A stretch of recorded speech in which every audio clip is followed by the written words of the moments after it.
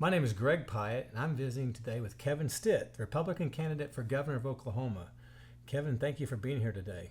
Oh, it's my pleasure. Looking forward to visiting with you guys, and so excited to be in this position. Well, thank you. Tell us, get started about your family, your background, maybe what your hobbies, things you do.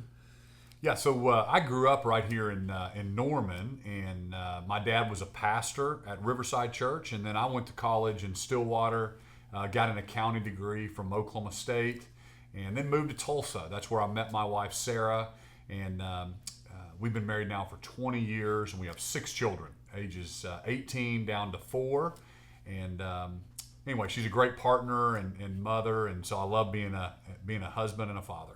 That's awesome. Any hobbies besides raising children? You've got a lot of hobbies. Obviously, following the kids around right now at their athletic events, but also we live on a little farm, and I love. We've got a few cows, and I love gardening, and I've got some bees. I'm a beekeeper, so that's kind of interesting. And love to quail hunt and deer hunt a little bit, and love all college sports, especially college football. Huge college football fan. You mentioned that you attended OSU University. About your business background. Yeah, so in 2000, I've been in the mortgage business for the last 20 years, and in 2000, I didn't have many resources, but I was always entrepreneurial. Had a big vision, a big dream. I wanted to have my own business. And so I actually started my company with $1,000 in a computer back in 2000. And now today we employ 1,200 people. We have a division that buys loans from banks and credit unions. We do business in 41 states. And I'm so proud that we're an Oklahoma-based company. We always will be. So our headquarters is there in Tulsa. So that's been my whole world. I've never been in politics, never ran for office before. It's always been about hiring people smarter than me, putting them in the right positions, leading, setting the vision and the strategy. And that's just what I've been doing for the last 20 years. As we get into the education issues that we're here to talk about today, class size continues to be a big issue across our state. As governor, what would you do, or how would you address this issue? As I've been holding small little group meetings with rural teachers and urban teachers, and I've traveled all 77 counties meeting with superintendents, really trying to understand what they need in their classroom. And I hear a lot about class sizes. And so, we've got to fund education properly. House Bill 1017 in 1990 was supposed to limit class sizes in our state. Now, every single district across our state has a waiver for that. We've got to revisit our funding formula to make sure that we have the right size classes. And I think that's critical for the outcomes of our students. And it's something that I'm focused on, is giving the teachers the tools they need to be successful. One of the issues we had last year during the legislative session as POE was a bill to limit class sizes in K through 3 specifically. Mm-hmm. Would you be a supporter of that coming forward? Oh, absolutely. I mean, I think the class size especially important in those younger grades, and that's what you hear is we've got to make sure that, I've heard around 20 students or even less than that, 18 to 20 per class. And so I'd be very supportive of doing that. And, then it comes down to attracting enough teachers, because we have a teacher shortage as well. And hopefully we'll talk about that and get some ideas on how we can make sure that our class sizes are limited and how we get the right number of teachers into our system. As a governor, what legislation will you be proposing regarding common education funding, and where do you see Oklahoma ranked as governor of Oklahoma in teacher pay with you as the governor? Sure. When you think about teacher pay and just education in general, if we back up for a second, I want everybody out there listening today to know that in a Stitt administration, education is going to be a top priority. It is a core function of state government. It's something that we need to be top 10 in. And so that's my vision, and that's where I'm going to be focused, is make sure that we deliver the right outcomes for our kids in that next generation. Teacher pay now is number 2 in the region. So last session, the legislators passed, and we're now number 2 in the region. The region is Texas, Kansas, Arkansas, Colorado. And in my education plan, it's to actually move us to number 1 in the region. It's not that much more to move us to number one, and I believe that's going to go a long way to show our teachers that they're valued, that whole profession. Just change the dialogue that Oklahomans value education. It's something that we need to do, and as Stitt administration, I'm going to move them to number one in the 2019-2020 school year. What other legislation would you be proposing as governor in regards to education? When I think about the funding formula that we have, I like to remind people that we've gone on Oklahoma's. If I go back in history for the last 50 years, our teachers went on strike in 1968. They went on strike in 1979, and they went on strike in 1990. Those were all times when the Democrats were in control of the House. And in 1990, House Bill 1017 was supposed to change kind of the way we limited class sizes, the way we funded education.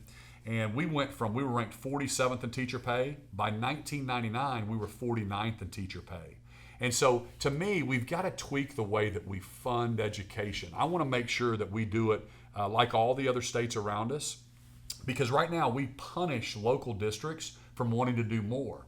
I graduated from Norman High School, and if Norman has $1 locally, they don't get to keep that dollar. They get it subtracted from the state equalization formula. We have to stop punishing districts from having smaller classes, from investing in technology, paying their teachers more. We've got to bring some of those free market systems back. And of course, there has to be a Robin Hood law. And so we never let a poor school district be left behind, but we've got to also stop punishing districts from wanting to do more. We hear about school violence taking place across our nation, and it's a very serious issue.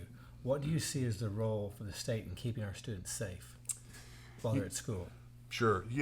As governor, this is something that's dear to my heart, and I know all of you that listening think about this a lot. With 6 children of my own, I just can't imagine what would go through my head or my heart if something happened at our schools. And so, I want to support the local school districts. Ultimately, it's a local school decision on how they do safety. But I think about Edmond Public Schools. They have 6 different officers that randomly go around to their different schools. It costs about $400,000 a year. They have one at all 3 of their high schools full time. And so I want to provide the leadership that lets other districts know how they're being safe, and then whether it's the physical buildings, what's the best practices there. So I'm gonna make sure that we set those type of best practices up throughout our school system, and then I'm going to support the local school districts on how they're going to accomplish it. Teachers continue to express frustration with having to teach to the test. As governor, are you supportive of removing all tests that are not federally mandated? Sure. If I'm going to be working with Joy Hoffmeister and think through, how are we getting the best values out of our testing? And the thing that I've heard from teachers groups that's very frustrating is they don't get the results back until the summer, later on in the year. The kids are already moved on. And so in business, when we have reports, if we're not utilizing them, we need to get rid of them. It's just useless to continue to do reports if nobody's using them. So what I'd like to see is get those results back earlier, get them back by June 1st, and let the teachers know how they did with their students. But also, we've got a plan in our education plan to make sure that those results move on with the kid to the following year. So then that next teacher can find out, does this kid need help in reading or math or science, or where do we need to focus on that student? So I think we also need to make sure that those tests are following the students. But if there's tests that aren't mandated or that aren't federally mandated, and they're not, we're not actually utilizing those results, then why would we do it? When you're discussing testing reform, would you be open to allowing teachers to be a part of that process and what should or shouldn't be done? Oh, absolutely. When I met with Joy Hoffmeister, I was asking her, because my vision and goal is ultimately to be top 10 in education. And, everything starts with a goal. So how do we get there? We've got to have the top 10 in standards before we can be top 10 in results. And so with Joy, we're one of 17 states now that got an A ranking in standards. And so she just now is rolling that out throughout all of the different school districts. We need to make sure that we apply those, and those standards get a chance to disseminate throughout the organization. But obviously teachers need to be part of what the kids need, exactly what the test should look like, how to administer it. And so absolutely. And then, I also hear from teachers that in other states, they allow all the walls to be uncovered, so all the tools that kids get to see on a daily basis. And then in our states, we cover all those tools up. So I want to make sure we have a level playing field with other states around us. Ultimately, you need to make sure that our kids can compete with other states and also compete internationally in the job market. But we shouldn't be handcuffing our kids and making it difficult when it's time to take those tests either. You may have already shared part of this, but what is your vision for Oklahoma education in Oklahoma? My vision, like I said before, is to be top 10 in education. And I want you to know in a Stitt administration, that'll be what I'm pushing for. And that's what I'll be driving for. And I'm concerned about, the teachers in the classroom, and I'm concerned about all of our students having a bright future. And, so when I think about education, we've got to fund common education like our peers around us. But I want to be the governor that fixes this for 2025 and 2030. But also, it's more than Common Ed. It's also career techs. It's also higher ed.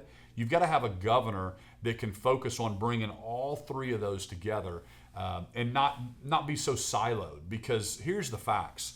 The jobs of tomorrow are different than the jobs of yesterday. And only 45% of our high school kids are going on to college. So, I want more kids to go to college, but I also want every student to know, the other 50% that aren't going, or the other 55%, that they have a hope and a future as well. There are fantastic careers out there in manufacturing and in computer programming. And I meet these business owners that can't find enough welders and A&P mechanics. And so in my education plan, I want every student to have a career academic plan that they graduate from high school, and they either go to college or they get into a career tech and an internship, and they have a bright future with a certification.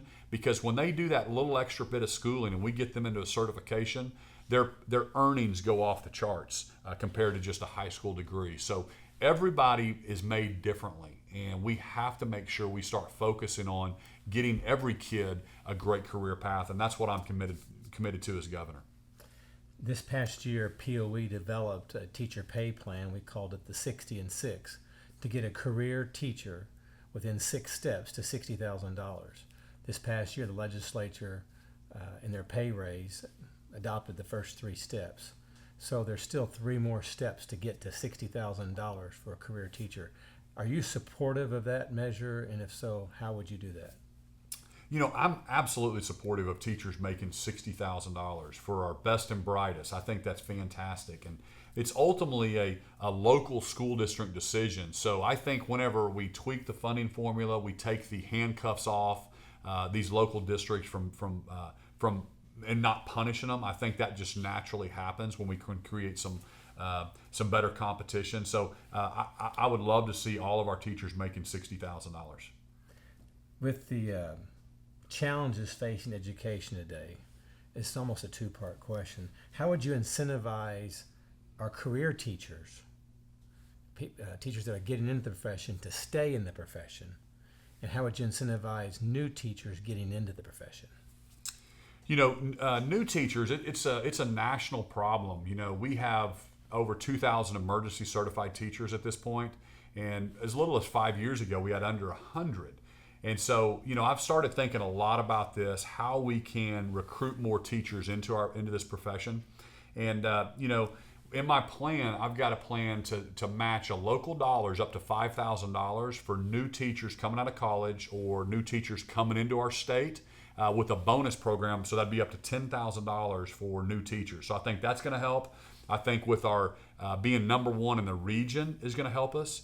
And then also getting rid of the additional testing requirements. So in other words, in our state, we require teachers that take 3 different tests before they're certified. About 40 other states use what's called the praxis test. So I would like to see Oklahoma just adopt the one praxis test That way it'd be easier for teachers when they're moving into our state, and it'd be easier for teachers when they're getting certified. And then we also have in my plan is to reduce the recertification process. Because, so I think that's going to help, current teachers from every 5 years having to be recertified. But the other thing is to get teachers to stay or to come back into the profession. I've heard about a lot of retired teachers that would love to come back, but after they're retired for 3 years and they come back into the school system, they're started back over as a brand new teacher. We need to change that with someone with that experience. They should be able to come back at their old pay.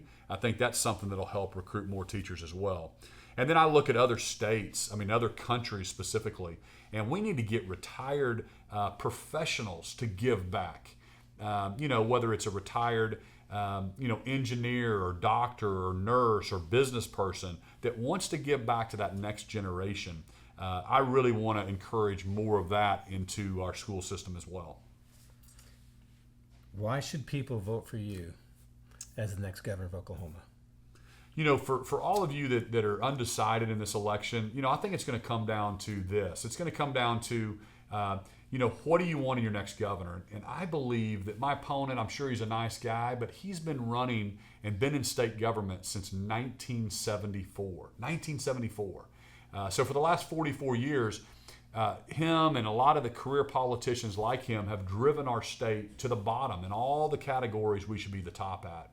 And I believe we need a fresh approach, a business approach. I think we need an innovative set of new ideas. It's going to take a lot of energy to turn our state around. And that's why I'd love to have your support because this is a chief executive role, and you're going to be asking the next governor to run a $20 billion budget. And folks, this is what I've been doing my entire career.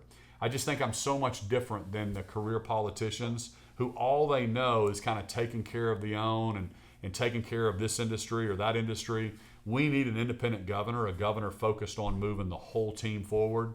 So it's going to be a close race. I just ask for your support on November 6th. Invite all your friends to the polls. We've got to win this. If you want to see Oklahoma to become a top 10 state, then vote for Stitt on November 6th. Thank you. Our last question. Is there anything else you'd like to add or to share with the members of Professional Oklahoma Educators? No, I'm just, anytime we have education issues, I want you to know that you're going to have a seat at my table. So we were talking off camera that you're welcome to come to the governor's office anytime. And I want you to know you'll have a seat at the table as we're making decisions, because I'm going to go directly to the teachers out there and find out what you need. It's what I do in my company. I don't necessarily go to the management staff all the time. We go right to the front lines because I want to make sure that I'm getting those dollars into the classrooms, into the teachers' hands, and not wasted on administration levels. We've got to get it down into the classrooms because we've got fantastic teachers, we've got fantastic students in our state, and we can be a top 10 state. That's Kevin Stitt, Republican candidate for governor of Oklahoma, and we thank you for your time today. Thank you.